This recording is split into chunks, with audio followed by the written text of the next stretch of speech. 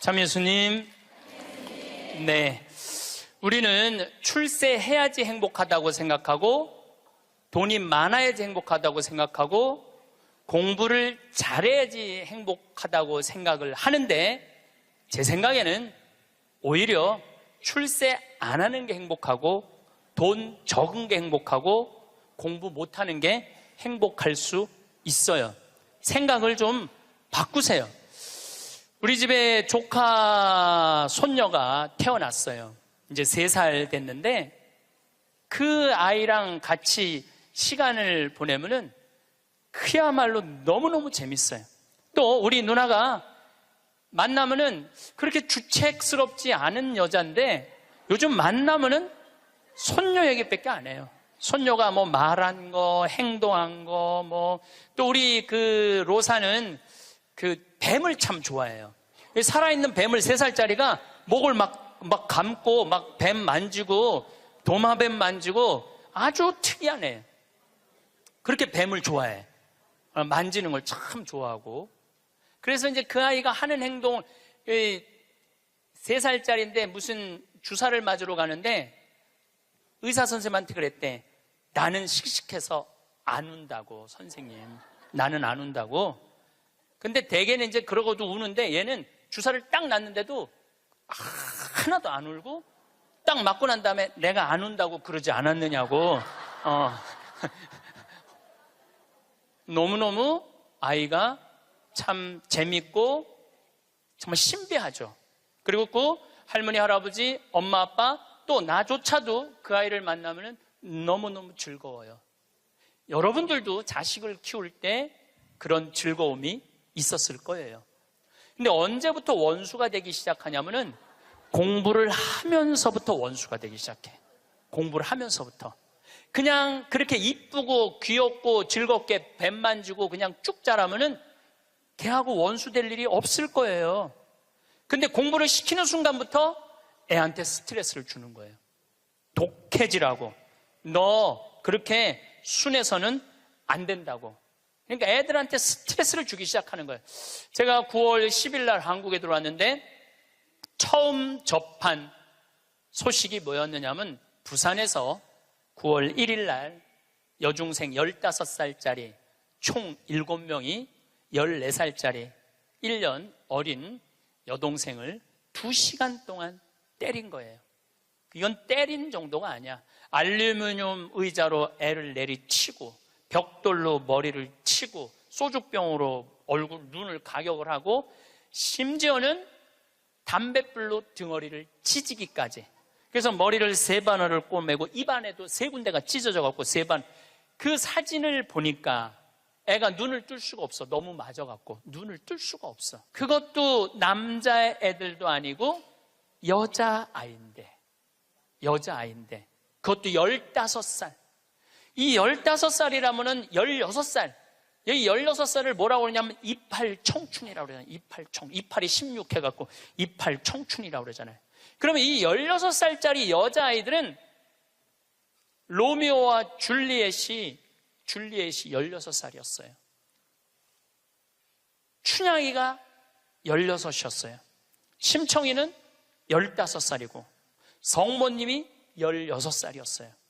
가장 여자가 아름다운 나이가 16이에요. 가장 순수하고 깨끗한 나이의 아이가 16이에요. 그리고 제일 예쁠 때가 16이라고 그래요. 사람이 제일 여자가 제일 예쁠 때가 16이라고 그래. 그래서 이렇게 보면은 중학교 3학년, 고등학교 1학년 아이들을 보면 정말 꽃 같은 아이들 많아요. 너무너무 예쁜 아이들이 많아. 그런데 그런 여자아이들이, 이거는 깡패 중에 상깡패도 할 수 없는 일을, 그 판사님이 재판하면서 그랬잖아요. 개, 돼지도 이렇게 때리지 않는다고. 개, 돼지도 이렇게 때리지 않는다고. 그런데 그 여학생들이 그렇게 아이를, 그리고 인터넷에 올리고 자랑을 하고. 근데 내가 보기에는 그 아이들이 그렇게 된 거는 그 아이들 책임이 아니에요. 대한민국의 어른들 책임이에요. 대한민국 어른들 책임이에요. 어른들이 그렇게 키운 거예요. 어른들이 이렇게 가르친 거예요. 대한민국의 교육제도가 그렇게 된 거예요. 우리는 교육을 하는 거는 공부를 가르친다고 생각하는데 여러분들, 교육은 공부를 가르치는 게 아니에요. 학교는 공부를 가르치는 데가 아니에요. 학교는 사랑을 가르치고 양보를 가르치고 협동을 가르치고 노래를 가르치고 예술을 가르치는 게 학교야. 근데 우리는 1등을 골라내고 명문대를 보내고 특목고를 보내고 그게 교육이라고 생각하고 있는 이 대한민국이 만들어낸 슬픔이라는 거예요. 대한민국이. 이건 누구의 책임도 아니고 우리 모두의 책임이야. 그냥 애들은 애들답게 키워야 되는데 학교 2시, 3시에 끝나고 나면은 학원을 전전긍긍하면서 밤 10시에 집에 들어오니 얘네들이 스트레스가 극에 달할 거 아니에요. 또 공부 못하면 사람도 취급을 안 하잖아. 사람이라고. 되게 공부 못하는 애들이 성격이 좋은 애들이에요. 초등학교 때 공부 못하는 애들 봐요. 다 성격 좋은 애들이에요. 내일이 시험인데도 느긋한 애들, 근심 걱정 없는 애들. 그런데 내일 시험인데도 느긋하게 컴퓨터 게임하고 텔레비 보고 있으면은 엄마가 느닷없이 이렇게 말합니다. 내가 너 같은 거 낳고 좋다고 미역국 끓여 먹은 내가 미친년이다. 초등학교 4학년 애가 엄마가 왜 나를 낳고 미역국 먹었다고 미쳤다고 그러지? 이때부터 삐뚤어지기 시작하는 거예요. 그리고 되게 성격 좋고 공부 못하는 애들이요, 성적에 신경을 안 써요. 확인도 안 해. 성적 확인은 누구만 하냐면 엄마만 하는 거. 엄마만. 걔는 시험을 잘 봤는지 못 봤는지도 몰라. 성적표도 그냥 갖다 주고 그럼 행복하게 밥을 먹고. 또 성격 좋은 애들이 밥을 또 잘 먹어요. 밥을 막 행복하게 먹고 있는데 성적 받아본 엄마가 애한테 또 한마디예요. 이 성적 받고 밥이 목구멍으로 넘어가냐? 너 그렇게 해서 어떻게 세상 살라고 그러느냐? 너 독하게 마음 먹고 살아야 된다.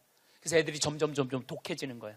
독해져갖고 그렇게 1년 후배 여학생을 그렇게 두들겨 패는 거예요. 이거는 애들의 문제가 아니에요. 대한민국의 어른들의 문제예요. 부탄의 교육부 장관이 그 주간에 한국을 방문해서 부탄 국민 행복지수 1위 나라예요. 그런데 이 교육부 장관이 정말로 대한민국 사람들한테 기가 막힌 얘기를 하고 갔어요. 부탄은 학교를 1등을 골라내는 곳이 아니라고 생각한다.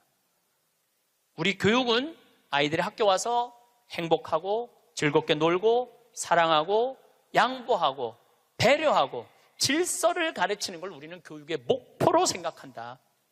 근데 우리는 하버드 대학을 보내야 되고 서울 대학을 보내야 되잖아요.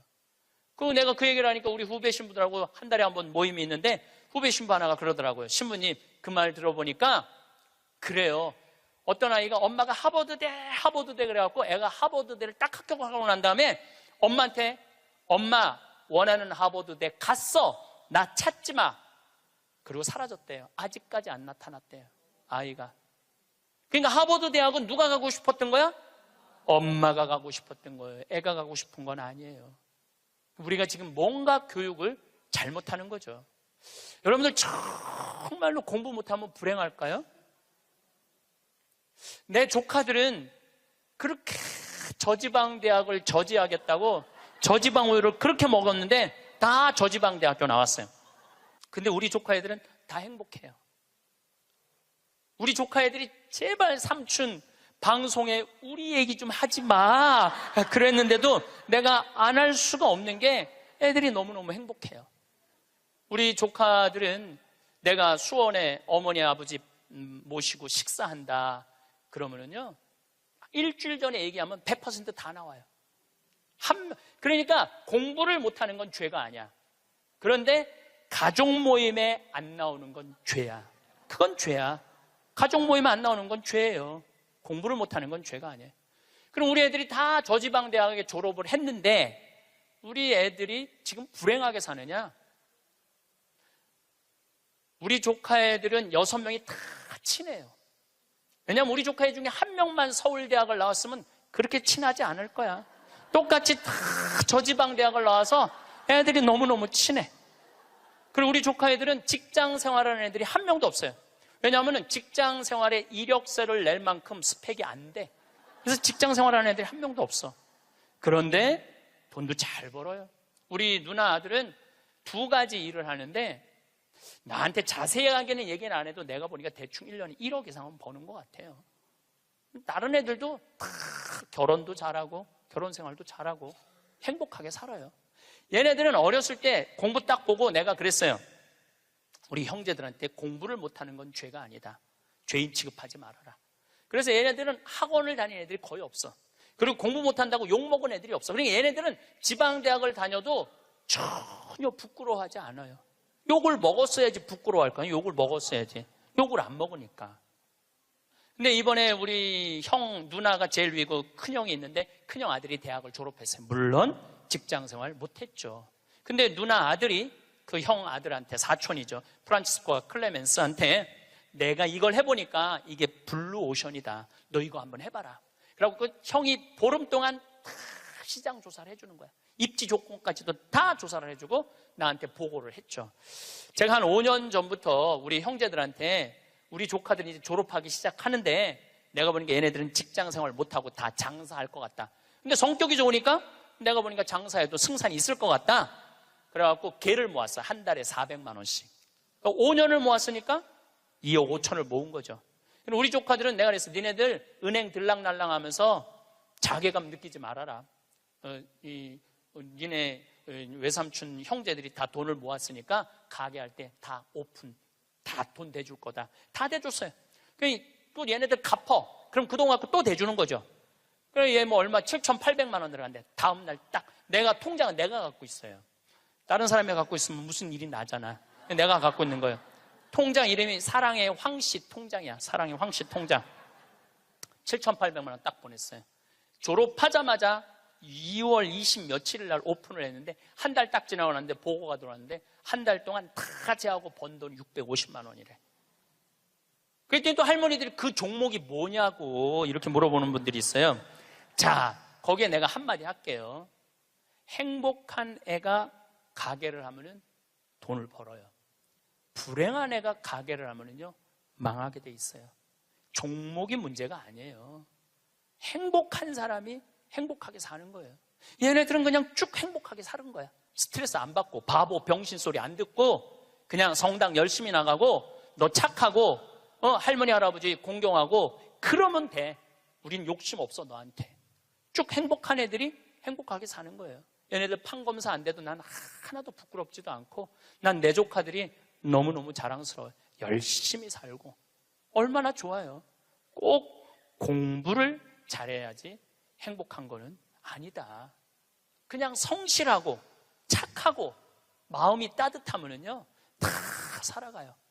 우리 생태마을에 우리 직원들이 40명이 있어요. 왔다 가는 사람이 한 100명도 넘을 거예요.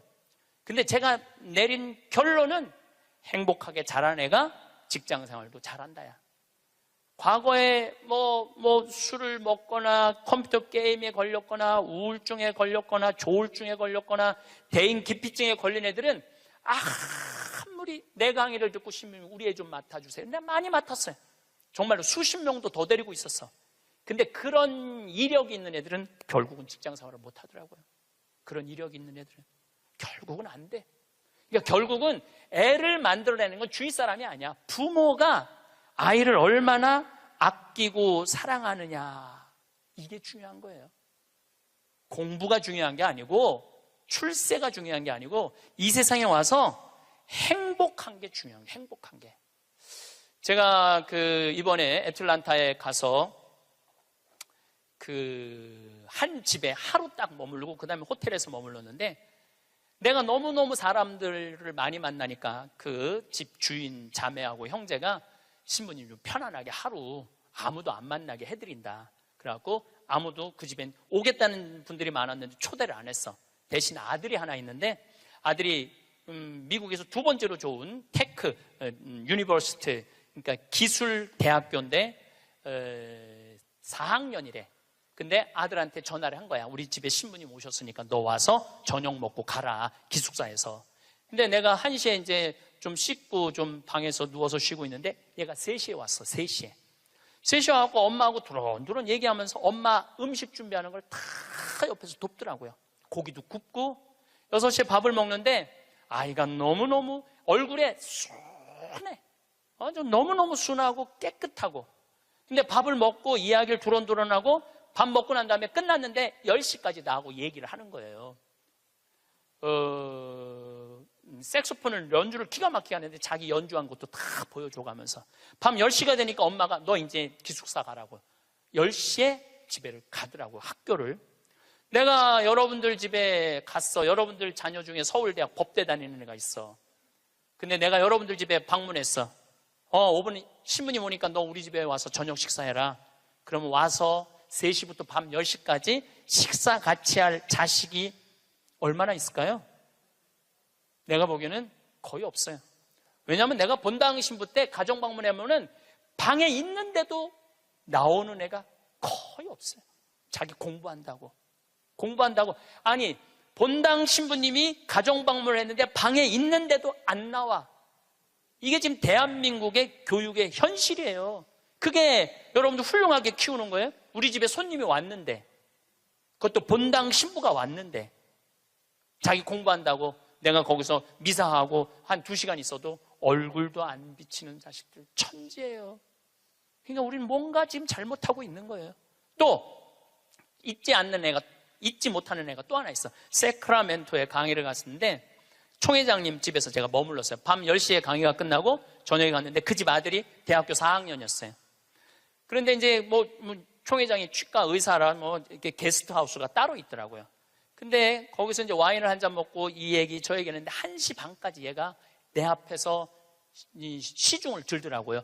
또 내가 물어봤어요. 야, 너 내일 학교 가야 된다며 왜 방에 안 들어가냐? 우리 집에 손님 왔는데 내가 어떻게 들어가서 자느냐? 나 그걸 아직도 잊지 않아요. 그리고 내가 신부님 잠자리, 게스트하우스에 신부님 잠자리까지 봐줘야 되겠다는 거예요. 세크라멘토가 굉장히 덥거든요. 내 이불까지 봐주고 에어컨 온도까지 다 하고 나 침대에 눕는 거 보고 가더라고요.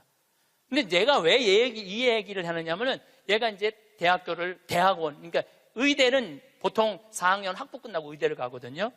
치대를 갔어.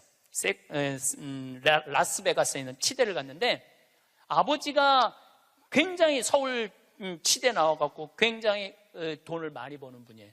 근데 치대를 가서 얘는 군의관으로 지원을 했어. 군의관으로 지원을 하면 의대가 1년에 학비가 1억이래요. 그 학비를 국가에서 다 대줘. 그 용돈도 다 내줘. 야, 너 아버지 돈 많은데 아버지한테 돈 달라고 그러지 왜 네가 군의관까지 지원을 하느냐? 근데 또 그 아이가 또 잊지 못하는 말을 했어요. 내가 왜 엄마 아빠의 미래를 빼앗아야 되느냐고. 자기가 아버지 돈 쓰면 엄마 아빠 나 얼마든지 할 수 있는데 우리나라 명문대학교 애들은 엄마 아빠가 언제까지 살았으면 좋겠냐? 60살까지 살았으면 좋겠다고. 자기 뒷바라지하고 죽었으면 좋겠다고. 이게 지금 대한민국이 교육을 잘못하고 있는 거예요. 크게. 난 내 강의 때 핸드폰 올려도 한 번도 신경질을 부린 적이 없어. 한 번도. 이것도 다 이해가 되더라고. 내 나이만 돼도 네 바지에서 울리는지 내 바지에서 울리는지도 몰라. 예. 또 우리 할머니들 내가 노인대학 강의해보면은 핸드폰이 울려도 이게 끌 줄을 몰라요. 유일한 방법은 받는 거야. 딱 봐도 나 신부님 지금 강의 들어. 근데 저쪽에서 엄마 중요한 얘기야. 그러면 공간 개념이 없어져요. 말해봐. 그리고 나보다 더 크게 대화를 해. 무슨 일인데? 막 이러면서 나이를 먹으면 어쩔 수가 없어요. 그래서 내가 깨워서 있으라는 거예요. 깨워서. 근데 저도 내 핸드폰 켜놨는지 꺼놨는지도 몰라. 근데 진짜 내 들은 얘기인데 어떤 자매가 핸드폰을 켜놨는지 꺼놨는지 핸드폰을 냉장고에 넣어놓고도 찾고 지갑도 잃어버리고 가방도 잃어버리는 자매가 있었대. 근데 여러분들 그렇죠? 지금 깜빡깜빡하죠? 옛날 같으면 46세 평균 연령이었을 때는 100년 전에 여러분들 지금 살아있는 사람 한 명도 없어. 다 죽었어. 근데 너무 오래 사니까 그런 일이 벌어지는 거야. 너무 오래 사니까. 잊어먹는 것도 많고. 근데 어떤 자매가 하도 건망증이 많은 자매가 너무 잘 잊어먹는데. 근데 한 번은 이제 운전을 하려고 딱 차에 탔는데 운전대가 없어졌더래. 운전대가. 내가 이제 잊어먹다 운전대까지 잊어먹는구나. 너무너무 당황을 했대. 이 운전대가 어디 갔나 이놈의 차에. 한참을 찾고 정신을 차려보니까 앞문으로 타야 되는데 뒷문으로 탄 거야. 뒷문으로 타갖고 거기서 운전대를 찾고 앉아있어요. 이게 뭐 앞문인지 뒷문인지도 모르고서 참 이게 너무 오래 살아서 그래. 너무 오래 살아서. 어쨌든 이 친구가 한국의 평창에 와갖고 내가 또 장어도 사줬어요. 근데 이미 벌써 치대를 졸업하고 한국에 와서 용산에서 근무를 하고 이제 돌아가서 의사를 개업을 했다고 그래요. 내가 외국에 이렇게 다니면 경쟁이 없는 나라 애들이요 부드러워요. 따뜻해요. 경쟁이 없는. 근데 경쟁이 있는 데를 가보면요 너무너무 살벌해요. 근데 대한민국은 나라 전체를 경쟁으로 만들어 놨잖아요. 나라가 살벌한 거예요. 나라가. 또 이 프랑크푸르트에 유럽에 강의를 갔는데 그 가족들도 내가 잊지 못해. 내가 프랑크푸르트 주교자 성당에 가서 미사를 좀 봉헌하고 싶다 그러니까 엄마가 이 독일어가 유창하지 않았던 거죠. 아들하고 딸한테 연락을 하더라고. 딸은 학교 선생님, 아들은 법대인지 의대를 다니는데 신부님 안내 좀 하라고. 두 아이가 나와서 나를 안내를 하는데 기가 막히게 안내를 하더라고요. 그리고 너무너무 음식도 잘 시키고 하나하나 설명을 해주는데 대한민국에서 여러분들 내가 명동에 가갖고 좀 명동 구경 좀 하고 싶으면 여러분들 자녀 중에 신부님 좀 안내 좀 하라고 그러면 여러분들 아들 중에 엄마가 가서 해. 내가 가서 해. 그러니까 이게 이 영어로 말하면 우리나라 애들은 프렌들리하지 않아요. 다정하지 않아요. 다정하지가 않아. 애들을 보면 굉장히 불편해, 애들이.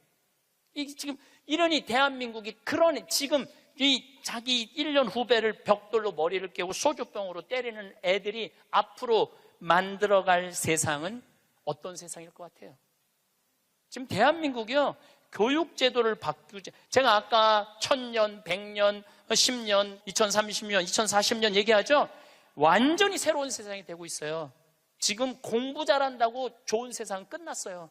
행복한 사람이 많아야지 행복한 나라가 되는 거예요. 그러니까 여러분도 행복한 나라를 가꿔야 돼요. 행복한 나라를. 나는 자연인이다 라는 프로 어때요? 보셔요?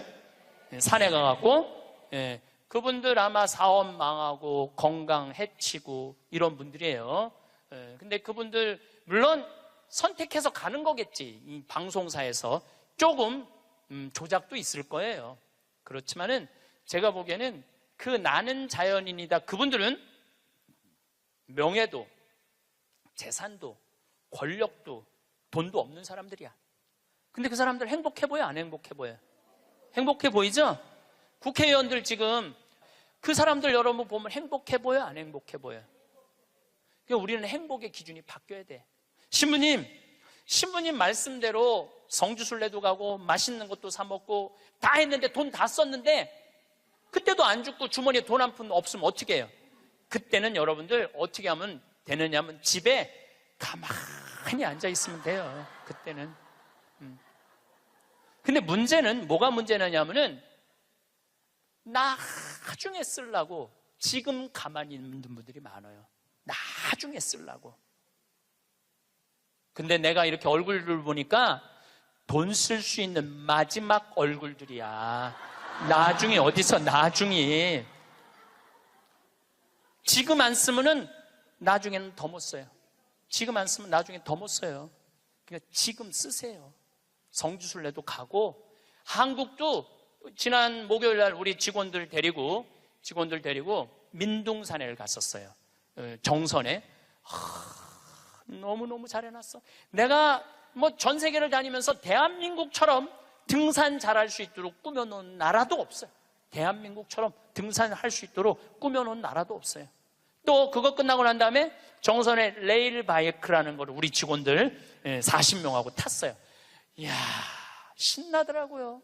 우리나라도 다닐 때가 너무너무 많아요.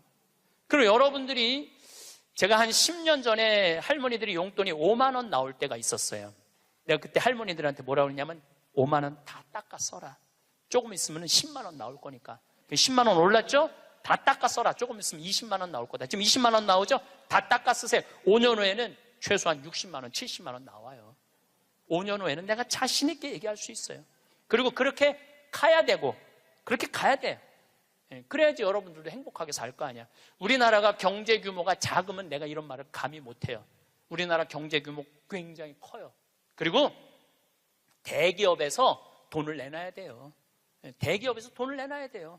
이번에도 삼성 3분기 실적 보고 하니까 엄청나게 벌었더라고. 아는 사람도 대한민국에 나밖에 없을 거야. 근데 쓰러질 때 재산은 12조 5,900억이었어요. 쓰러질 때 12조 5,900억.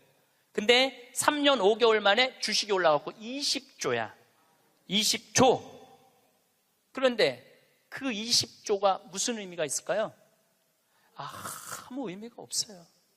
재물은요, 내가 나눌 때 의미가 있는 거예요. 나 혼자 이걸 가지고 나 돈 많다고 자랑하는 건 아무 의미가 없어요. 그래서 인생은 여러분들, 이제는 여러분들이 자아 완성이라는 큰 숙제가 남아있어요. 이제 뭐 출세할 것도 아니고 판사 될 것도 아니고 검사 될 것도 아니고 국회의원 될 것도 아니고 대통령 될 것도 아니잖아요. 그건 또 중요한 것도 아니고, 가장 중요한 거는 내가 이 세상을 충만하게 살아가고 행복하게 살아가고 확신을 가지고 살아가는 게 중요한 거예요. 그러려면 자아 안성을 하기 위해서 뭐가 필요하냐면 깨달음이 필요한 거예요. 깨달음. 깨달으려고 여기 나온 거 아니에요? 그렇죠? 오늘 많이 깨달았죠? 여러분들은 내가 봐도 훌륭한 분들이야. 훌륭한 분들이야. 예.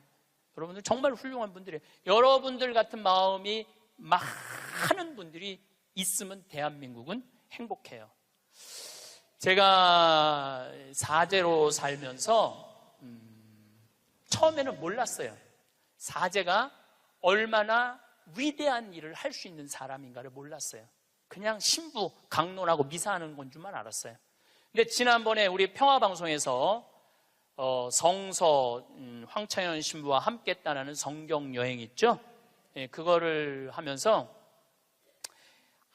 12번을 강의를 했어. 총 24시간이지만 한 번 강의할 때마다 내가 한 사람씩 고쳐준다고 그랬어요. 병원에서.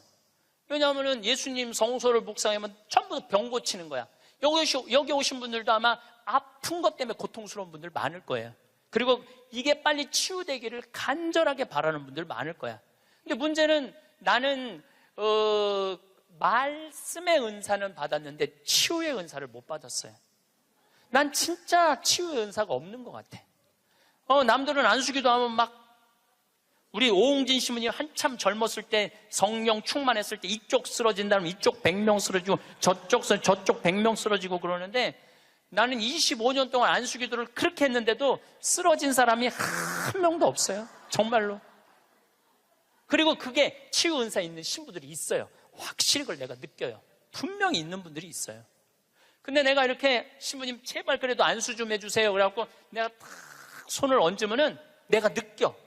내 손에서 아무것도 안 나오는 게 느껴져.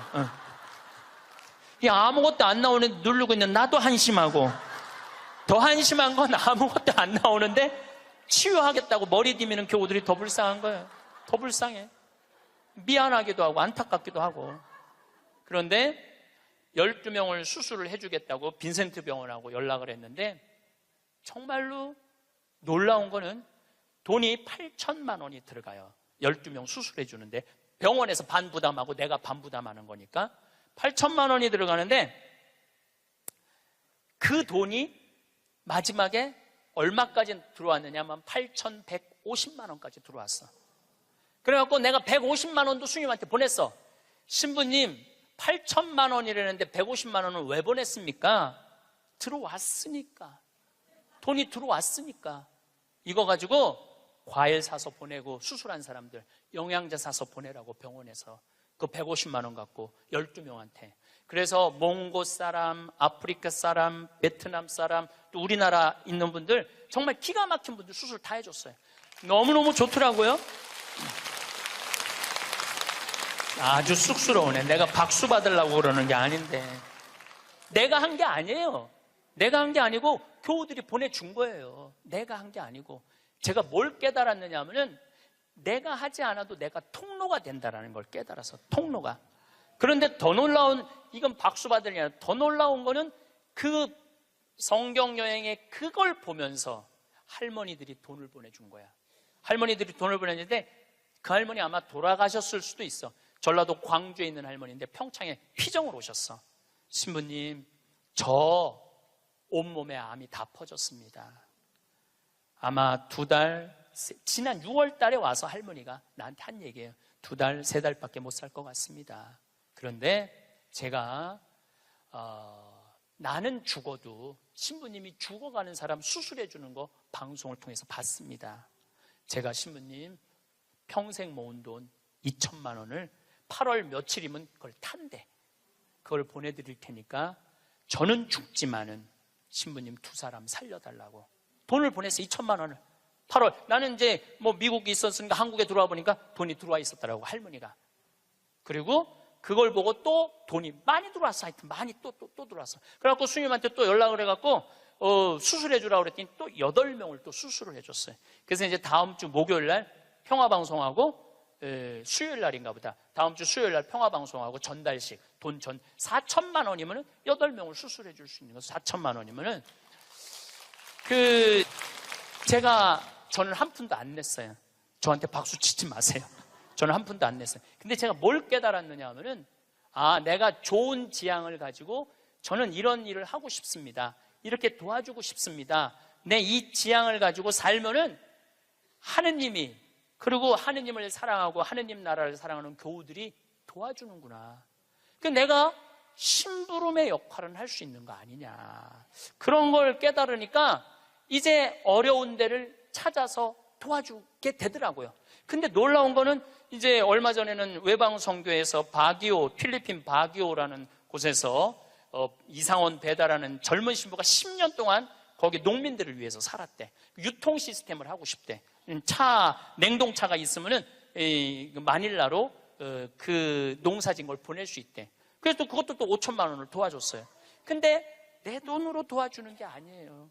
도와주라고 보내주는 분들이 너무너무 많은 거야. 그래서 아마 다음 달에는 내가 그 이제 동영상을 여러분들 보면은 기가 막힐 거예요. 그 아프리카 잠비아에 지금 이루어지고 있는 일들을 보면은 기가 막힐 거예요. 그래서 여러분들도 내가 왜 사는지 그걸 깨달아야 돼. 내가 왜 사는 이유가 있을 거 아니에요. 그냥 살아? 내가 하다못해 여러분들 자식들한테도 성당 나오는 자식들한테, 성당 안 나오죠, 자식들. 여러분들은 전부 다 열심히 한 분들 아니야? 그럼 제일 고민이 뭐야? 자식 성당 나오는 거 아니야? 그렇죠? 성당 나왔으면 좋겠어. 근데 애들은 성당 나가기 싫어. 먹고 살기도 바쁘고 성당 나가면 이거 해라 저거 해라 싫어. 그래서 성당 나가기 싫은데 오래간만에 엄마네 집에 갔는데, 어머니네 집에 갔는데 80 넘은 어머니가 웃으면서 얘기해도 성당 나갈까 말까 한데 머리는 하얗고 얼굴엔 주물이 자글자글하고 웃어도 이쁠까 말까 한데 거기다 인상을 써가면서 성당 좀 나와. 어떤 놈이 성당 나가고 싶어? 더 나가기 싫지. 근데 여러분들 그렇게 말하면 그건 성교가 아니에요. 아들이 오래간만에 오잖아요. 얘야, 내가 하느님을 믿으니까 참 행복하다. 내가 지난번에 삼성산 성제 가고 신부님 강의를 들었는데 출세하는 거 그거 부러울 큰 없다고 그러더라. 나는 우리 아들이 더 자랑스럽다. 나는 너를 보면은 너무 자식 하나 잘 얻었다고 생각한다. 나는 하느님한테 너무너무 감사하고 내가 사는 게 너무너무 기쁘다. 한마디 또 해서 신부님이 나를 얼굴을 보는 돈 쓸 수 있는 마지막 기회라고 그러더라. 그래서 내가 지난번에 냉면 가서 사 먹었는데 오장동에 가서 냉면 사면 너무 맛있더라. 나는 하느님 믿어서 너무너무 행복하다. 그리고 여러분들이 돌아가셔서 세상을 떠났어. 난 천당 갈 거다. 아들이 먹고 살기 힘들고 사는 게 지칠 때 엄마 생각하겠죠. 야, 우리 엄마가 살아생전에 그렇게 하느님 믿어서 행복하다는데 나도 하느님한테 가야지. 여러분들이 하늘나라의 증표가 될 수 있는 거예요. 그것도 나누는 거예요. 그것도. 저는 물을 볼 줄 알아요. 밑에 또 물 봐달라고 그러는 사람 또 있으면 안 되는데, 운물, 그러니까 대수층에 한 20m, 30m의 물을 봐요. 근데 한국에서는 제가 물 안 봐요. 아프리카에서, 잠비아에서는 내가 물을 봐요. 여기 물 나온다. 찍으면 딱 나와. 그거 얼마나 좋은지 몰라. 내 능력으로 여기에 우물을 팔 수 있는 자리를 찍어낼 수 있다는 게 얼마나 좋은지 몰라요. 얼마나 좋아. 그러려면 뭐를 해야 돼? 공부를 해야지. 그냥 봐. 배워야지. 내가 그래서 물 보는 책을 2권, 3권을 사서 읽었어요. 수맥 보는 방법을. 그 논문으로도 나왔더라고, 그게. 그냥 하는 게 아니라 논문으로 나왔더라고, 논문으로. 그러니까 내 차에는 항상 그 은 막대가 있어요. 그것도 보기 쉬워요. 하나 깨달으면 하나 나눠줄 수 있잖아. 그러니까 여러분들도 공부하라는 거예요, 공부. 신부님 어떻게 공부를 해요? 이 유튜브가 대학교예요. 유튜브 안에 이 성서 강의도 다 올라와 있어. 그리고 요즘 4차 산업에 대해서 기가 막히게 교수들이 해놨더라고요. 그러니까 여러분들 공부하세요. 맨날 드라마나 그냥 맨날 네 아들이냐 내 아들이냐 뭐 이런 거 그런 거 시청하지 마시고 좋은 유튜브 공부 많이 하세요. 그리고 이렇게 피정 다니는 것도 최고의 공부야. 자, 깨달음을 얻었다면 그 다음에 하는 일은 나눔이야. 나눔. 빌 게이츠, 이 참 대단한 사람이에요. 빌 게이츠 부인이 멜린다예요. 빌 게이츠하고 워렌 버핏이 지금 자선 기금을 거의 1,000억 달러를 모았어요. 그런데 빌 게이츠는 돈을 벌고 멜린다라는 부인은 자선 사업을 해요. 아프리카에 말라리아, 에이즈. 내가 거기 가보니까 그 재단에서 약을 보내주더라고요. 그래갖고 그 멜린다 여사가 지금 살린 사람만 70만 명을 살렸대요. 70만 명을 살렸대. 여러분들 멋있지 않아요? 그 정도 부분은 돼야죠. 그리고 빌 게이츠 하는 일이 너무너무 멋있으니까 워렌 버핏은 그 자기 재산을 빌 게이츠 재단에 다 내놨어요. 네가 정말 잘 쓴다. 그러니까 멜린다라는 부인이 너무너무. 근데 이 멜린다라는 부인은 그냥 돈을 주는 게 아니야. 아프리카에 직접 가요. 1993년에 아프리카를 전부 다 한번 돌아봐요. 그리고 그 사람들 아픔을 직접 보면서 어떻게 도와줘야 되는지를 아는 거야. 그러면서 너무너무 행복해요. 저는 아프리카 잠비아를 간 지 이제 5년이 되는데 정말 잠비아에 갔다 올 때마다 심장이 벌렁벌렁 거려요. 우리 대한민국이 할 수 있는 일은 너무나 많아요. 처음에는 의사가 3명인데 5년 만에 몇 명으로 늘어났냐면 12명으로 늘어났어요. 안과 의사, 치과 의사. 이 피부과 의사까지 오면 더 좋을 것 같아요. 왜냐하면 거긴 피부가 엉망이거든요. 피부과 의사까지만 가면은 완벽한, 올해도 1,000명을 진료해주고 왔어. 올해도 1,000명을 진료해주고 왔어. 그 사람들 이 백내장 안 보여. 처음에는 수술하러 오라니까 한 명도 안 왔어. 왜 안 하냐? 눈알을 빼는 줄 알고 수술하면은. 근데 이 백내장을 걷어주니까 막 춤을 추는 거예요. 그러면서 의사 선생님들이 10일이라는 시간을 내면서 가면서 사는 보람이 있다는 거예요. 깨달음이 있으면은 나눔이 있고, 나눔이 있으면은 기쁨이 있고, 기쁨이 있으면 감동이 있는 거예요. 그런데 문제는 그곳에 함께한 분들의 이야기는 그런 얘기를 해요. 신부님, 내가 잠비아에 와서 내 인생의 가장 찬란한 시간을 보내고 있다고. 우리 인간은요, 나만을 위해서 살면 아름답지도 않고 위대하지도 않아요. 어려운 이웃을 돕고. 그런데 이 잠비아를 떠나는 사람들은 대단한 능력을 가지고 있는 사람들도 떠나지만은 평범한 아줌마들도 함께 떠나요. 올해 20명이 자원봉사자들을 모았는데 110명이 지원을 했어, 한국에서. 그 중에 90명이 떨어졌어. 90명이 떨어지면서 한다는 소리가 내 돈 내고 내가 가서 봉사하겠다는데도 떨어져야 되느냐고 그런 얘기를 하더라고요. 저는 이제 대한민국이 정말로 행복하려고 그러면은 나눠야 돼요. 대한민국이 행복하려고 그러려면은 지금 교육제도는 바뀌어야 돼요. 학교에서 등수 매기지 말아야 돼요. 학교에서 지금 고등학교 애들 음악 시간, 체육 시간 없애고 있어요. 공부해야 된다고. 내가 보니까 정신 나간 짓이에요. 아이들이 노래를 하면서 공을 차면서 사회성을 배우는 거예요. 책상에 앉아고 공부만 하잖아요. 얘네들은 아무것도 쓸데없는 애들이에요. 여러분들 공부 못하면 신부님 뭘 먹고 살아요? 지금 대한민국의 공장에 외국인 노동자가 150만 명이에요. 우리 형님도 공장을 운영하는데 외국인도 한 달에 240만 원을 줘야 된대요. 그러면은 내가 펜대 굴릴 생각 안 하고 몸으로 해갖고 여러분들 지금 공장에 가면은 천지가 돈 2, 300만 원 다 받아요. 근데 우리는 뭐만 배웠어? 공부만 배웠고 출세만 배웠고 최고 높은 자리에 올라가는 것만 배웠어. 공장에서 일하는 건 용납을 할 수가 없는 거야. 자존심 상해서. 그래서 명문대학교 나온 애들 50%가 취직이 안 된 애들이 집에서 놀고 있는 거야. 누구 거 빼먹고 살아? 엄마 아빠 미래를 빼먹고 살고 있는 거예요. 엄마 아빠 미래를. 근데 이게 왜 그러냐면 대한민국이 잘못 키워서 그래요. 잘못 키워서.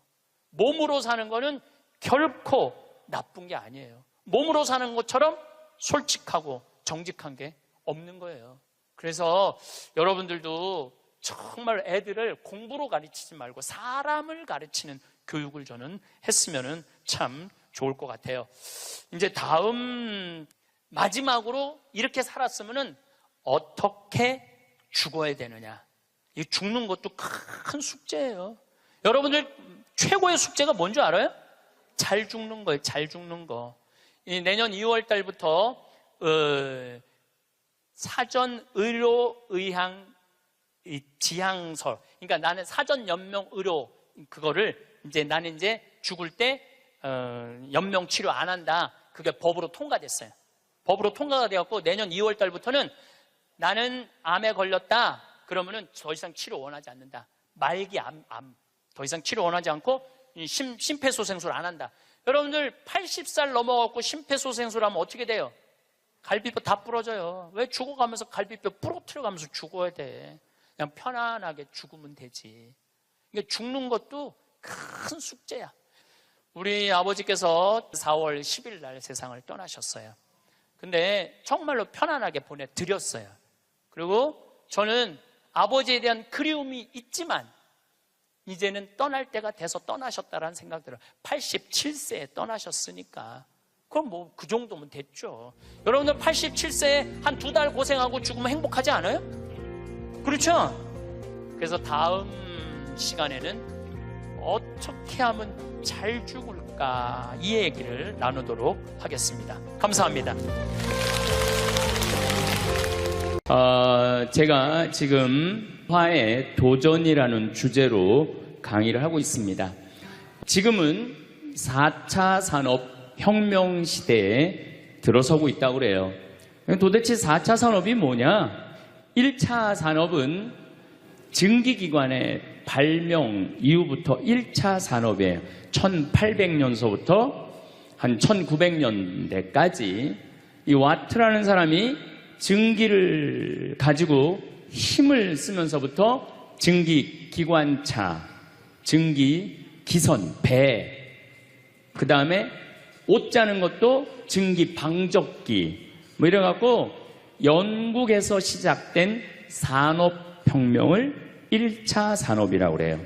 그리고 2차 산업은 에디슨이 1905년에 발견한 전기. 이 전기, 이게 1905년에 에디슨이 발명한 거예요.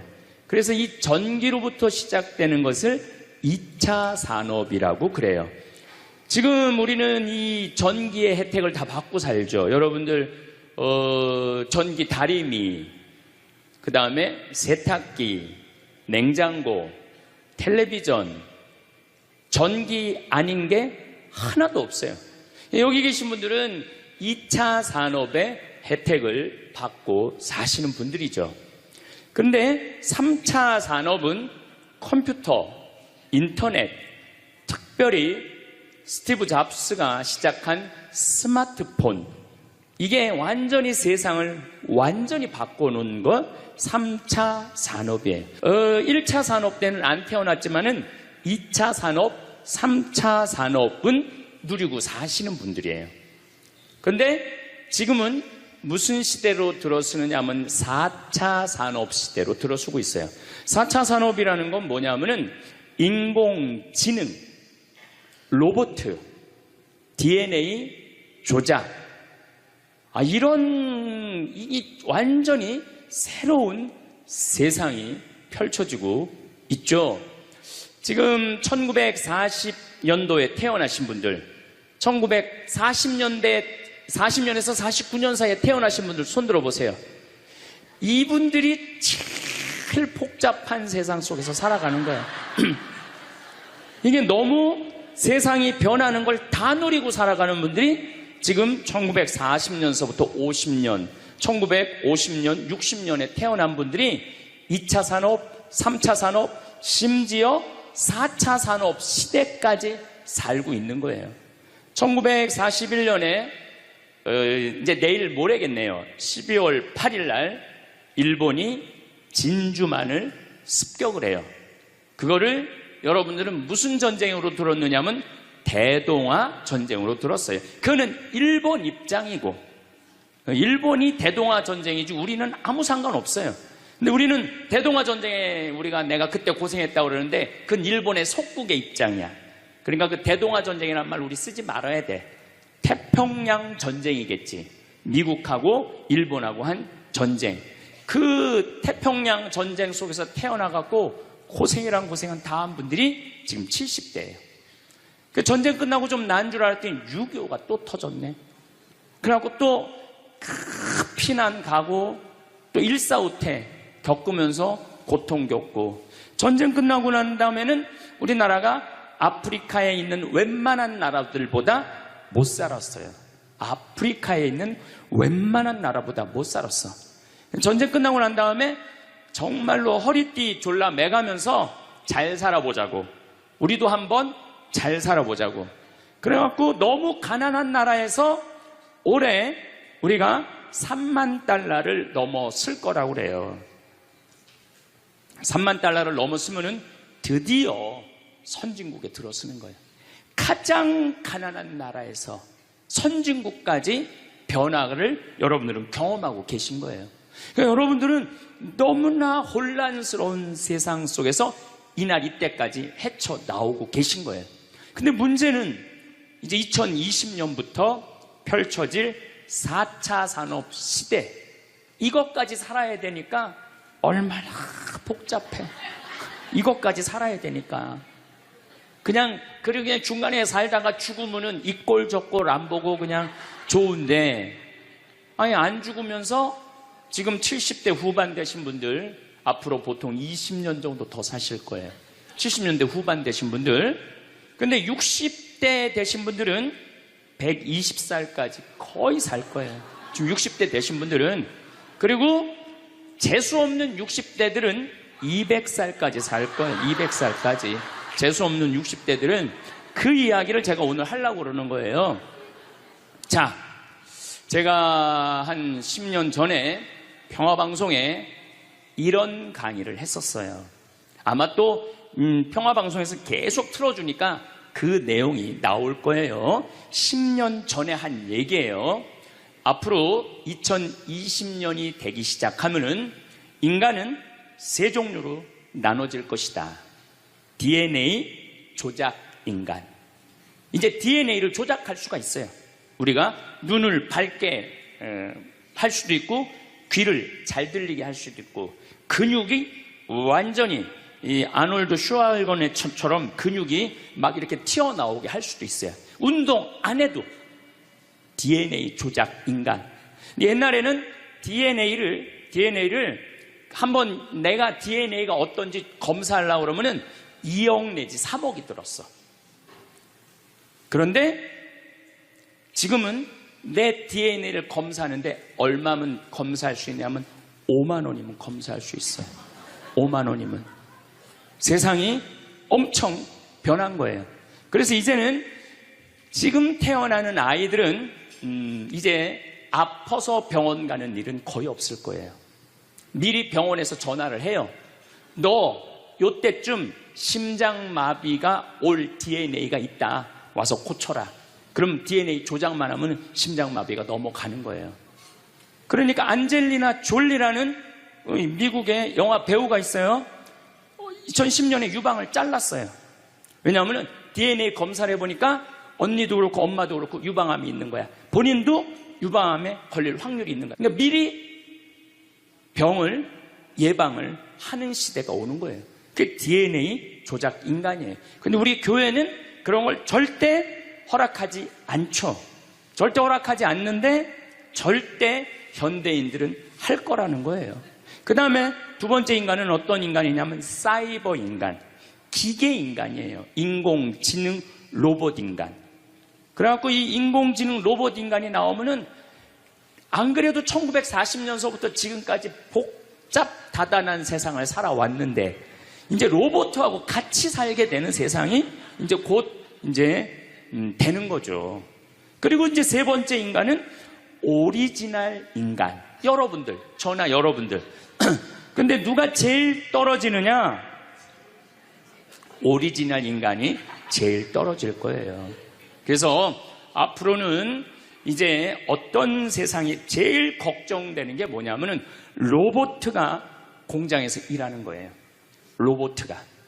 로봇가 공장에서 일을 하게 되면은 많은 노동자들은 일자리를 잃어버려요. 현재 몇 명 정도 일자리를 잃어버릴 걸로 예상을 하느냐면 8억 명 정도가 일자리를 잃어버린대. 8억 명. 그러니까 노동자의 4명 중에 1명은 일자리를 잃어버리는 거. 이거 보통 심각한 문제가 아니에요.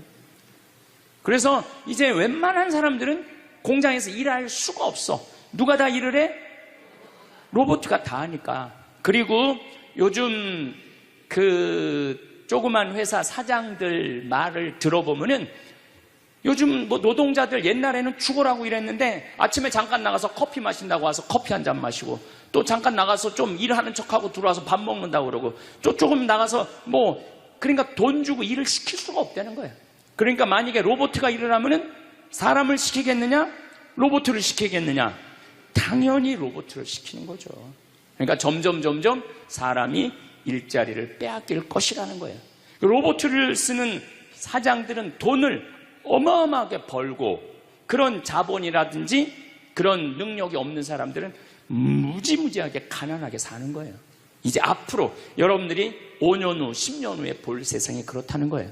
그래서 요즘 세계적으로는 어떤 정치적인 시도를 하느냐면은 그럼 일자리 없는 사람들은 먹고 살아야 될 거 아니야. 사람인데.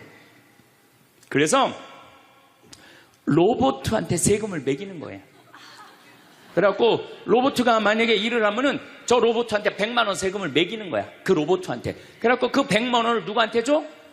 일 못하는 사람한테 주는 거예요. 그게 기초생활 수급이라는 거예요. 기초생활 수급. 그러니까 기초생활 수급을 이제는 뭐 10만 명, 100만 명이 받는 게 아니라 8억 명, 10억 명이 받는 세상. 그러니까 이제 앞으로 미래에 펼쳐질 세상은 지금 생각하는 거라고 너무 다른 세상이 되는 거예요. 두 번째는 어떤 세상이 오느냐면 로봇하고 공존하는 세상. 벌써 초등학교는 선생님이 공부를 가르치지 않고 로봇가 학생들한테 공부를 가르치는 학교가 나왔어요. 로봇가 애들한테 수학을 가르치고 영어를 가르치는 거예요. 발음도 훨씬 좋고, 그리고 이 로봇의 장점은 뭐냐면은 차별하지 않아. 로봇은 얘가 뭐 부잣집 아들이든지 얘가 공부를 못하든지 잘하든지 차별하지 않는 거예요. 그리고 웬만한 선생님보다 훨씬 잘 가르친다는 거예요. 그러니까 이제는 로봇가 교사가 되는 그런 시대가 온 거예요. 또 이제는 앞으로는 무슨 세상이 될 거냐면 어린아이들 돌보는 보모가 누가 돌보느냐면 로봇가 돌보는 거예요. 나 동화책 읽어줘. 그럼 엄마는 나 바빠, 짜증나, 아이 너 잠이나 자, 이런데 보모 로봇은 나 동화책 읽어주면 아주 부드러운 소리로 짜증 한번 안 부리고. 그러니까 애가 엄마를 좋아하는 것보다는 누구를 더 좋아해? 로봇 보모를 더 좋아하는 거야. 나 엄마 필요 없다고. 이거 정말 우스갯소리가 아니라요, 진짜 벌어질 일이에요. 또 이제 로봇은 아내가 중풍이 걸렸어. 그래서 움직이질 못해. 그럼 누가 병간호를 운동을 도와주느냐면 로봇가 도와줘요. 근데 이 로봇은 완전히, 제가 지난번 강의 때도 얘기했지만은 이제 섹스 로봇가 나온다고 그랬죠. 록시라고 5가지를 고를 수 있다고 그래요. 피부색, 키, 성격 이런 걸 고를 수가 있대. 그러니까 까칠한 여자, 부드러운 여자. 뭐 내가 까칠한 여자 좋아하면 성격 까칠한 로봇을 고르면 되는 거야. 근데 문제는 아내가 아파. 남편은 나가서 돈 벌어야 돼. 그래서 로봇을 하나 도우미 로봇을 했어. 근데 이 로봇은 아내를 너무 따뜻하게 해주는 거야. 그러니까 아내는 자꾸 남편한테 실망하는 거야. 자기 힘들다고 들어가서 자고. 근데 로봇은 나 좀 주물러 달라 그러면 언제든지 와서 주물러 주잖아요. 그러니까 남편한테 당신 나 필요 없다고, 나 이혼하고 싶다고. 그러니까 로봇하고 사람하고 혼동하는 세상이 오는 거예요. 로봇하고 사람하고. 그리고 더욱 2040년이 되면은 이 로봇가 감정까지 느껴. 사랑까지 할 수 있다는 거예요. 사랑까지. 아내의 역할을 다 할 수 있는 세상이 온다는 거예요. 저 신부님 너무 앞서 나가는 거 아니야. 앞서 나가는 거 아니에요. 지금 미래 과학자들은 다 그런 세상이 온다고. 근데 이게 먼 미래가 아니라 바로 코앞에 와 있다는 거예요. 바로 코앞에 와 있다는 거예요. 3D 프린터기로 콩팥 만들 수 있어요. 간 만들 수 있어요. 요즘 시도하는 건 심장까지 만들어 갖고, 이제 앞으로는 이제 여러분들이 이제 한 90살쯤 되면은 85살쯤 돼도 그럴지 몰라. 생일날 아버지 이번 생일에 아버지 간 좀 갈아드릴게요. 그래갖고 간 갈아주고, 내년에는 심장 갈아드릴게요. 심장 갈아주고. 그런 세상이 올 가능성이 굉장히 많아요. 그럴 세상이. 참 이게 오래 사는 게 2045년까지만 살면은 안 죽는다는 거예요. 2045년. 그러니까 내가 80살까지만 나도 살면 어떻게든지 버티면은 안 죽을 수 있다는 거. 80살까지만. 앞으로 펼쳐질 세상에 가장 걱정스러운 게 뭐냐면은 수명 연장이에요. 수명 연장. 여기 계신 분들 중에 아까도 말씀드렸지만은 100살, 120살, 정말로 재수 없으면은 200살까지 살 수 있는 분들이 많습니다. 실질적으로 많아요. 근데 여러분들 오래 사는 거 좋을까요? 내가 많은 분들이 오래 살길 원해요. 안 죽는 걸 원해요. 근데 내가 만약에 앞으로 뭐 길게 안 보고 딱 120살까지 산다고 보면 내가 앞으로 67년 정도 더 살면은 120살 되거든요. 67년. 근데 내가 앞으로 67년 동안 사는 동안 불면증이 있어. 매일 밤마다 잠이 안 와. 67년 동안. 그 여러분들 좋을 것 같아요? 내가 정말로 마음 안에 미움이 너무너무 꽉 차 있어. 67년 동안 계속 미움 속에서 살아. 분노가 꽉 있어. 67년 동안 분노 속에서 항상 좌절감을 맛보고 있어. 우울하고 있어. 내가 우울해. 또 좋으래. 어떨 땐 좋을 땐 너무 좋고 싫을 땐 너무 싫고, 그렇게 막 up and down 그러면서 앞으로 50년 60년 사는 거 좋아요? 그렇게 성숙함이 없이 살 거면 그냥 지금 죽는 게 나아. 지금 죽는 게 나아요. 내가 앞으로 60년 동안 살면서 매일매일 감동하고 매일매일 행복하고 매일매일 감사하고 매일매일 사랑한다면은 앞으로 60년 사는 거 괜찮겠죠. 그런데 60년 내내 잠도 못 자고 미움 속에서, 자식들 원망 속에서, 외로움 속에서, 배신 속에서, 불행 속에서 오래 사는 거 좋아요?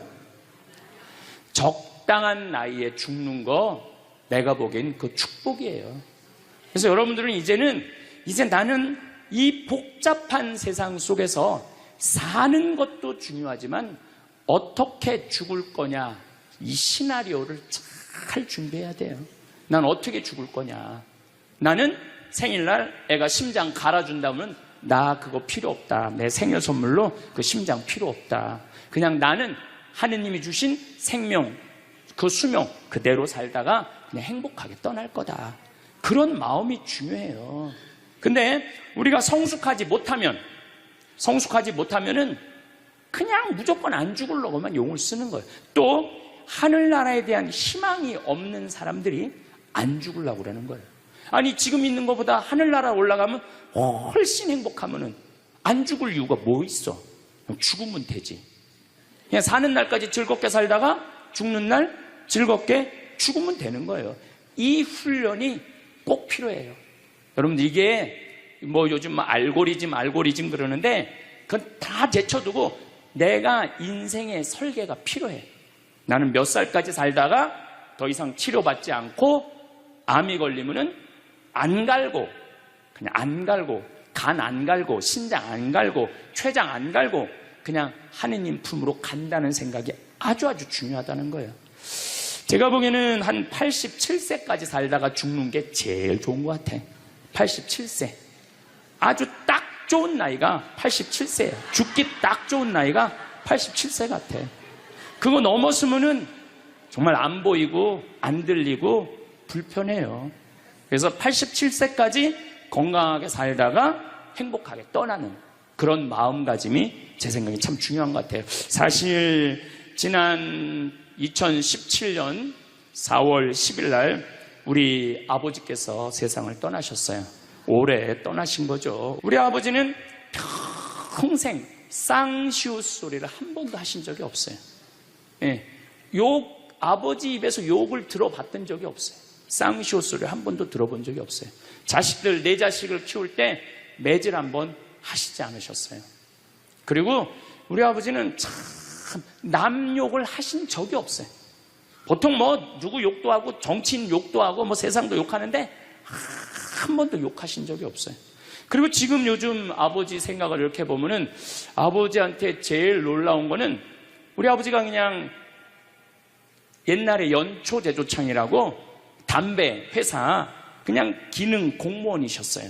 그러니까 뭐 여유 있게 돈을 쓰실 기회가 없으셨죠. 근데 어렸을 때도 돈이 없어서 불편하다, 돈이 있었으면 좋겠다 그런 말씀 하신 적이 없어요. 그냥 월급 봉투 딱 어머니한테 던지면은 뭐 집이 어떻게 됐든 아무 상관하지 않으시고 당신 산에 다니시고 정말로 신선같이 사셨어요. 근데 아버님이 올 초에 2달 고생하시고 돌아가셨어요. 40년 동안 병원 한 번 안 가시다가 2달 전에 쓰러지셔서 병원에 모셨죠. 병원에 모셨는데 내가 우리 형제들한테 그랬어요. 우리 아버지 평생 자식만을 위해서 살았다. 가족만을 위해서 살았다. 오로지 정말로 사랑하는 가족을 위해서 투신하신 분이다. 우리 아버지 간병인한테 맡기지 말자. 우리가 4형제니까 우리가 모시자. 그래서 누나가 제일 위니까 누나가 이틀, 큰형 이틀, 둘째 형 이틀. 난 이제 장가 안 갔으니까 나는 하루. 그래서 우리 뭐 형제들은 전부 다 결혼하고 손자들이 전부 다 아들딸 이러니까 아이들이 다 돌아가면서 아버지 병간호를 했어요. 그야말로 자식들 품에서 돌아가셨죠.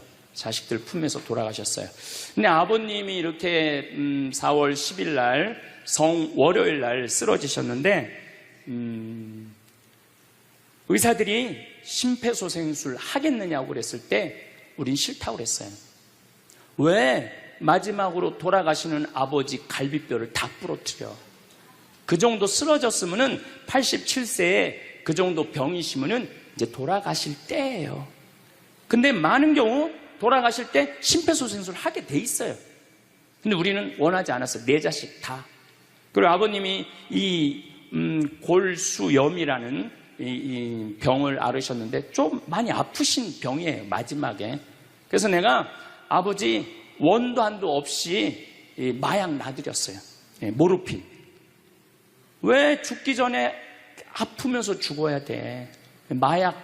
그래서 조금만 아픈 기미만 보이면은 간호사한테 가갖고 마약 놔달라고, 모르핀 놔달라고. 여러분들 죽기 전에 하느님이 인간한테 준 최고의 선물이 뭔지 아세요?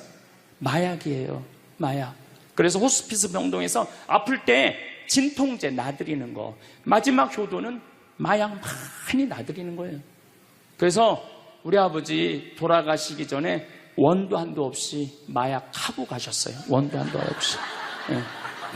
그 조금의 고통을 덜어주는 게 내가 보기에는 효도라는 생각이 들더라고요. 아버지 이렇게 쓰러졌을 때 생명 유지장치 하겠느냐고 의사들이 얘기를 하더라고요. 우리는 아무도 원하지 않았어요. 그냥 아버님 편안하게 보내드리고 싶다고. 왜? 우리 아버지는 참 행복하게 사셨어요. 자식들이 아버지를 너무너무 좋아하고 사랑하고. 그래서 효도를 원도 한도 없이 해드렸냐 이럴 건 자신 있게 말씀 못 드리죠. 하지만 그래도 자식들이 아버지, 손자, 손녀들이 할아버지 너무너무 사랑했기 때문에 편안하게 보내드릴 수 있었어요. 제가 작년에 왠지 우리 아버님한테 용돈을 많이 드리고 싶더라고요. 평생 돈 한번 넉넉하게 써보시지 못한 아버지한테 용돈 많이 드려야 되겠다. 그래서 제가 작년에는 이제 외부 강의 한 달에 한 번 하면 한 번, 두 번 하면 두 번. 아버지가 무슨 돈을 이렇게 많이 주느냐고, 신부님. 아버지 원도 한도 없이 마음껏 써보시라고. 그래서 작년 한 해 내도 그전에는 조금씩 용돈 드리다 작년에는 그냥 막 이만큼씩 드렸어요. 아버지 원도 한도 없이 쓰시라고. 마음 안에 이런 마음이 있었어요. 한번 평생 마음껏 돈 한번 써보시지 못한 아버지 마음껏 돈 쓰시라고. 그랬다 1억을 드리거나 2억을 드린 게 아니야. 100만 원, 200만 원, 한 달에 300만 원 용돈 드린 거죠. 그러니까 아버님이 노인정에 그 노인 어르신들 밥 다 사고, 또 우리 자녀들이 그 23명인데 아버지한테 식사하러 가면은 아버지가 밥값을 다 냈대. 우리 누나가 항상 하는 얘기가 아버지 지갑에 항상 100만 원 있었대요. 그래서 얼마나 기분이 좋아. 아버지 돌아가셨을 때 노인정에서 그랬대요. 물주 세상 떠나서 어떻게 하느냐고 그랬대. 물주 세상 떠나서 어떻게 했느냐고. 아버님이 1년 동안 원도 한도 없이 즐겁게 사시다가 세상 떠난 거예요. 저는 효도도 나중에 한다는 건 다 거짓말이야. 효도하려면 언제 해야 돼? 지금 해야 돼, 지금. 부모님한테 돌아가시고 난 다음에 땅을 치고 통곡하는 거 다 소용없어요. 그냥 내가 지금 할 수 있을 때 최선을 다해서 효도하는 게 크게 효도라는 생각이 들더라고요. 어쨌거나 아버님은 쓰러지신 날 당신 스스로 걸어서 화장실 가셔서 아침까지, 그리고 오후 1시에 쓰러지셨어요. 그래갖고 밤 10시 41분에 돌아가셨어요. 근데 제가 아버지한테 그랬어요. 아버지 돌아가시려면은 오늘 돌아가셔야 된다고. 왜냐면 그날이 성월요일이었거든요.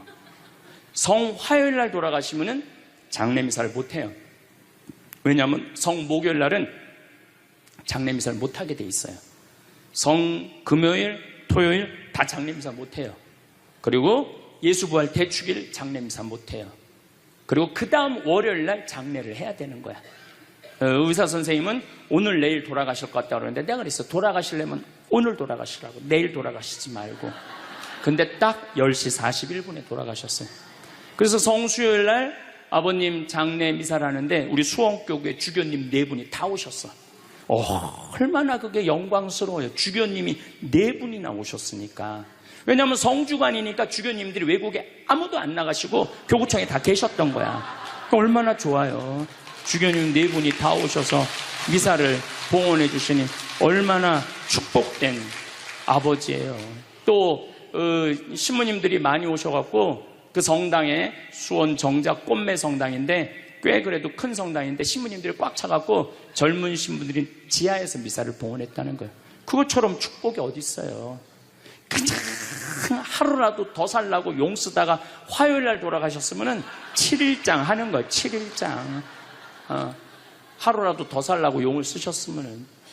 근데 우리 아버지는 정말로 살아있을 때도 나한테 행복을 주시는데 떠나실 때도 행복하게 떠나시더라고요. 여러분들도 마찬가지예요. 여러분들도 살아있을 때도 행복하게 사시고 죽을 때도 행복하게 죽으세요. 괜히 안 죽으려고 이렇게 용 쓰고 저렇게 용 쓰다가 누워서 10년 동안 똥오줌 싸기 시작하면요, 그때부터는요 지옥이야, 지옥. 여러분들은 제일 좋은 거는 자다가 주무시다가 죽는 거예요. 그런데 갑자기 돌아가시면 자식들이 너무 힘들으니까 그저 3개월 정도 앓으시다가 돌아가시면은 자식이 이별할 시간을 주는 거예요. 자식이 이별할 시간 주는데 3개월이 넘었으면 그때부터 우리 아버지 언제 죽나. 내가 며칠 전에 들은 얘기예요. 멀쩡한 집에 딸 둘이 무당한테 가갖고 그랬대요. 우리 엄마 언제 죽느냐고. 그래서 무당이 그랬대요. 엄마가 지금 아프냐고. 안 아픈데 너무 건강한데 우리를 너무 힘들게 해갖고 언제 죽는지 너무 궁금해서 와봤다고. 이게 부모 자식지간의 일이야. 부모 자식지간의 일이야. 그러니까 여러분들은 이제 자식한테 뭘 기대서 산다는 생각 꿈도 꾸지 말고, 죽을 때도 자식한테 효도받는다는 생각 하지 말고 여러분들이 알아서 미리 써놓으세요.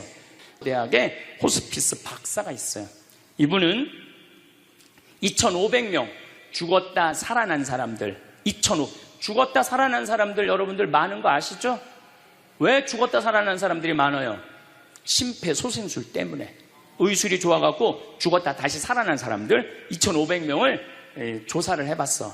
근데 죽었다 살아난 사람들의 경험, 하늘나라에 대한 경험을 얘기를 들어보니까 너무 평온하고 너무 행복하다는 거예요. 그리고 죽으면은 바로 몸에 빠져나가서 자기를 본대요. 자기를. 그래갖고 여러분들 죽은 사람들 그 주위에서 이 친지들이 하는 말이 다 들린대. 그 몇 분 동안, 하늘나라 올라가기 전에 몇 분 동안은. 그러니까 절대 죽은 사람한테 그렇게 살더니 참 잘 죽었다 그런 소리 하면 안 된다는 거예요. 끝까지 좋은 소리를 해야 된다는 거예요. 사랑한다, 고맙다, 하느님 품으로 가라, 예수님 마리아 요셉한테 가라, 정말로 기도해 줄 테니까, 이렇게 말해야지. 그렇게 우리를 괴롭히더니 이렇게 죽는다고 정말로 지옥에 갈 사람이라고 이렇게 말하면은 다 영원히 듣는다는 거예요. 그리고 죽었다 살아난 사람들의 아주 기가 막힌 얘기는 안 못 보는 사람은 죽으면 다 보인다는 거예요. 눈이 다 보인다는 거예요. 그게 그냥 하는 게 아니라 다시 살아 돌아와서 아무것도 못 봐. 근데 의사가 무슨 반지를 어떻게 꼈고 이 병원이 어떻게 생겼고 누가 어느 자리에 있습니까? 다 아는 거야. 죽었다가 죽으면은 눈이 보이는 거야. 다리 없는 사람은 자기 다리가 있다는 거예요. 듣지 못하는 사람은 듣고, 아픈 사람은 아픈 부위가 다 없어진다는 거야. 그러니까 여러분들 지금 살아있으면서 몸에 허리도, 아까 할아버지 한 분 안수해달라고 그래갖고 허리가 막 이렇게 구부러진 사람 죽으면 딱 펴진다는 얘기예요. 그러니까 완전히 사도 바오로의 말씀처럼 새로운 모습으로 변하는 거야. 죽으면 끝이 아니야. 하느님께로 가는 여행의 시작이에요. 그러니까 죽는 거를 막 그냥 밀어내시지 마세요.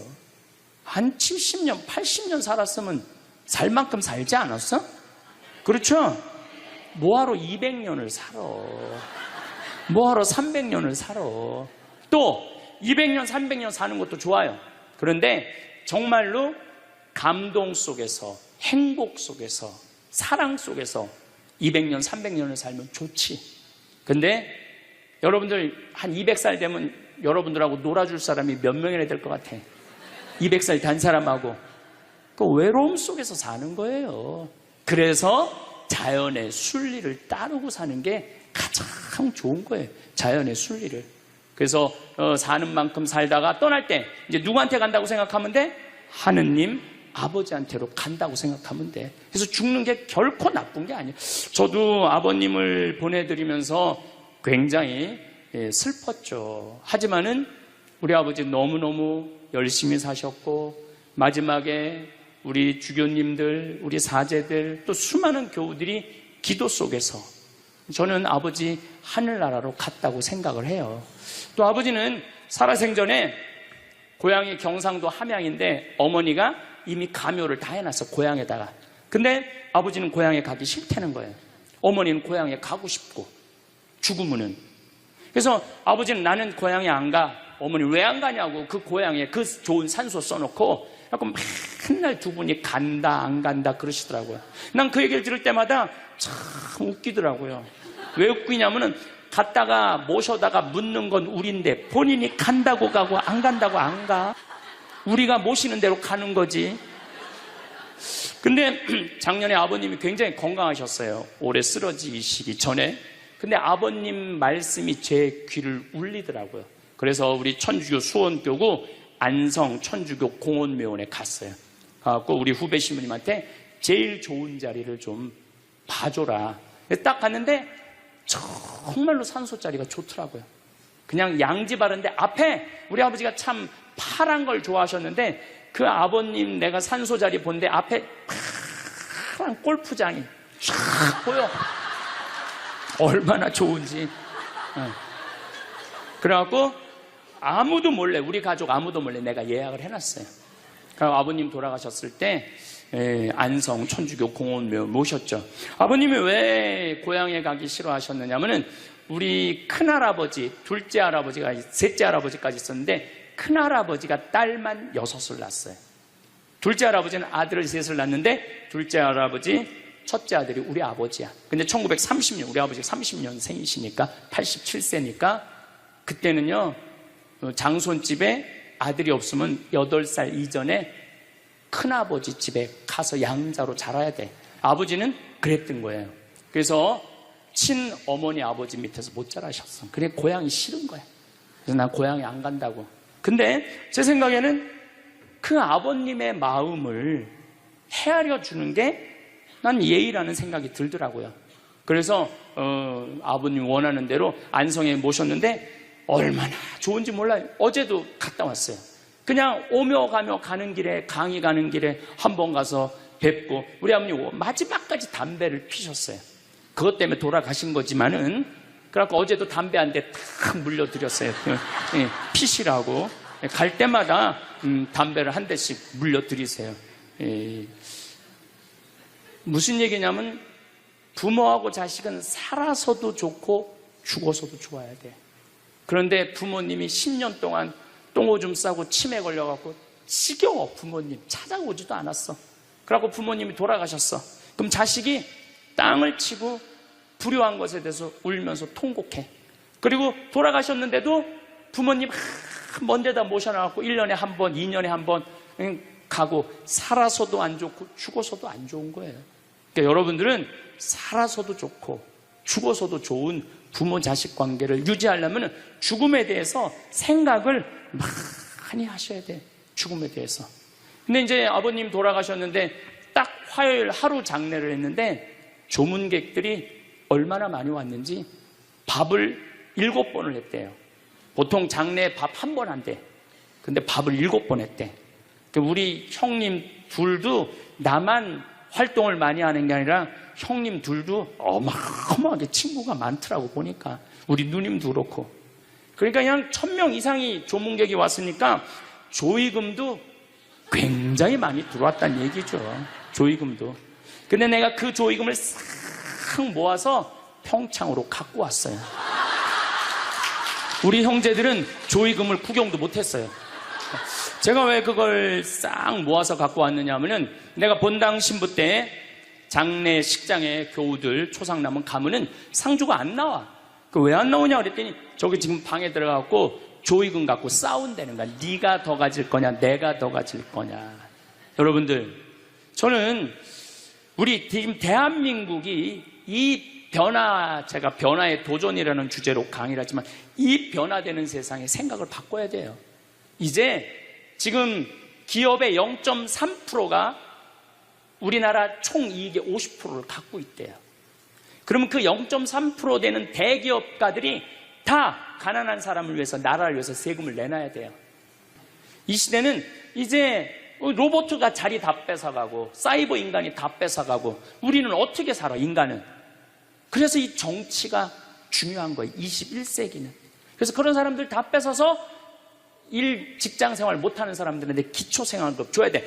또 직장 생활 안 하는 사람들은 사람이 일을 안 하면은요 행복하지 않은 거예요. 일을 안 하면. 여기 계신 분들 혹시 불면증 걸리신 분들 있죠? 제가 불면증 치료법 알려드릴게요. 어떻게 하면 잠을 잘 오느냐면 아침 6시에 일어나. 그래갖고 아침 기도해. 아침 기도, 부모를 위한 기도, 나라를 위한 기도, 자녀를 위한 기도 다 해. 그리고 정성스럽게 이불 개고 세수, 머리도 다 드라이기 쓰지 말고 수건으로 다 말려 머리도. 그리고 밥 정성스럽고 해 먹고, 목욕탕도 가갖고 묵직이도 5단 있는 힘 땀 다 빼고, 그리고 발차기도 하고, 목욕탕 안에서 제일 좋은 거라는 거예요.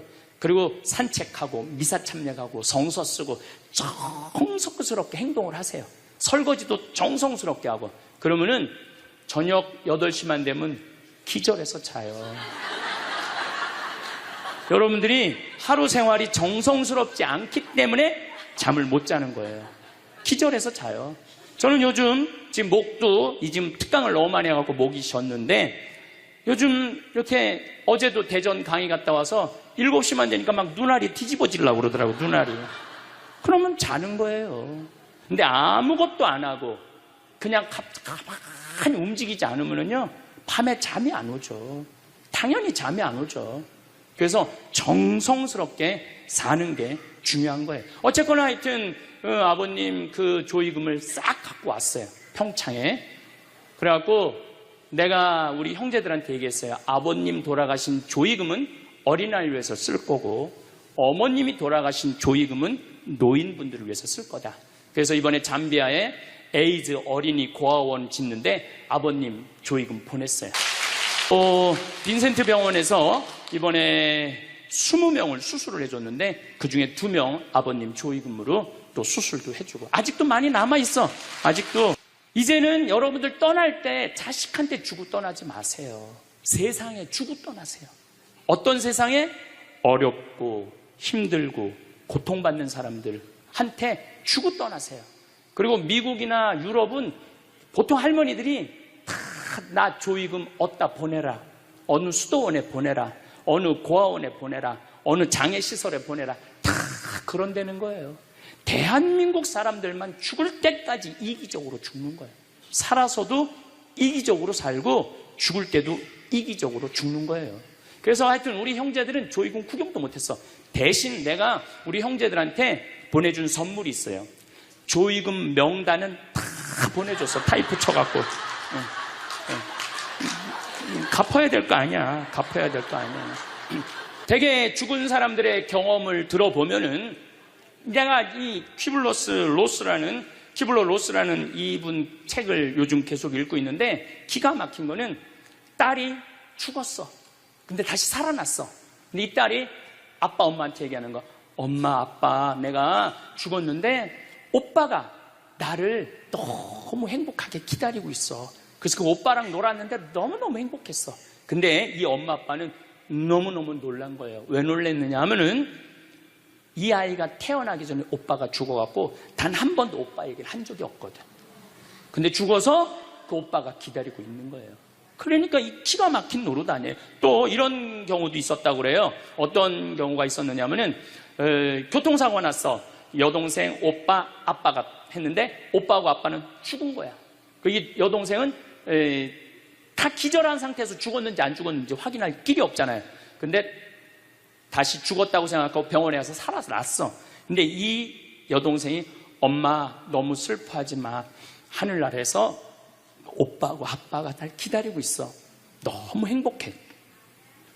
근데 얘는 오빠하고 아빠가 죽었는지 모르는 상태에 혼수 상태인데 그걸 아는 거예요. 근데 여기 특징 중에 하나는 죽어서는 살아있는 사람은 절대 못 본대요. 죽은 사람만 본다는 거예요. 죽은 사람만 하늘나라에서 본다는 거예요.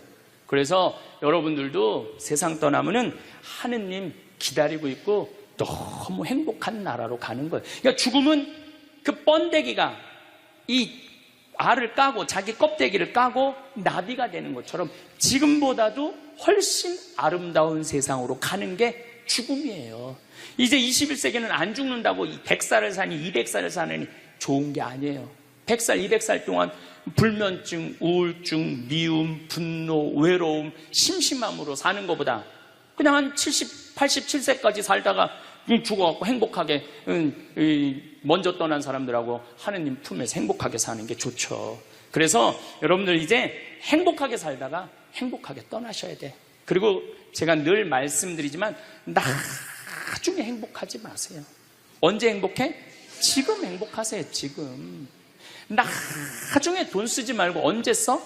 지금 쓰세요. 지금. 그리고 여기 있는 분들 지금 얼굴을 보니까 돈 쓸 수 있는 마지막 얼굴들이 많다니까. 마지막 얼굴들이 많아. 그리고 우리나라는 이제 드디어 3만 달러를 넘어서요. 선진국 대열에 들어서요. 선진국에 들었으면은 어르신들, 노인분들 연금 지금 20만 원에서 60만 원, 70만 원으로 다 올라가요. 그러니까 돈 없는 거 걱정하지 마세요. 여러분들이 엉뚱한 사기에만 안 당하면은 먹고 사는데 아무 지장 없어. 욕심만 안 부리면은 충분히 행복하게 살 수 있어. 그리고 이렇게 강의 따라다니면서 배우는 여러분들, 진리를 목말라 하는 여러분들은 앞으로 행복하게 사실 수 있으세요. 예. 인생의 주인공은 나야. 내 자식이 아니고 내 남편이 아니고 내 아내가 아니야. 내 행복은 누가 책임지느냐면 내가 책임지는 거야. 내가 지금 불행한 거는 남편 탓도 아니고 자식 탓도 아니고 누구 탓이야? 내 탓이야. 왜? 나를 위해서 쓰는 법을 배운 적이 없어. 나를 위해서. 버는 법은 배웠는데 쓰는 법을 배운 적이 없어. 본인들을 위해서 쓰세요. 자, 1960년대, 70년대는 열심히 살아야 돼. 너 정말로 아끼고 살아야 돼. 가난했을 때 얘기예요. 이제 3만 달러가 넘었을 때는 이제는 재밌게 살고 행복하게 살고 의미 있게 살고 나누고 살아야 돼. 언어가 이제는 바뀌어야 돼. 그래서 여러분들 정말로 이제는 의미 있고 재미있고 행복하게 생활하시길 바라겠습니다. 다음 시간은 의미 있고 재미있고 행복한 삶이 뭔지 제가 말씀드리도록 하겠습니다. 감사합니다.